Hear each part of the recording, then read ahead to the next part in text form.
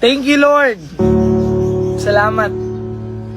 Thank you, Lord, kasi iniingatan mo ako. Salamat, Panginoon, kasi yung magulang ko hindi mo hinahayaan na magkasakit. Panginoon, salamat kasi yung blessing lagi mong binibigay sa pamilya ko. Salamat, Lord, kasi kahit mahirap, pinaparamdam mo sa akin na kaya ko. Salamat, Panginoon, kasi sa dinabi-dami ng problema, bakit ako? Salamat, Panginoon, kasi kina-challenge mo yung buhay ko. Alam niyo po, ikaw na nanonood, minsan magpasalamat ka sa Panginoon.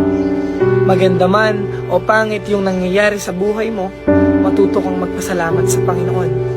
Dahil siya lang naman yung dahilan kung bakit ka matibay, kung bakit ka lumalaban, kung bakit may nakakaharap kang mga problema.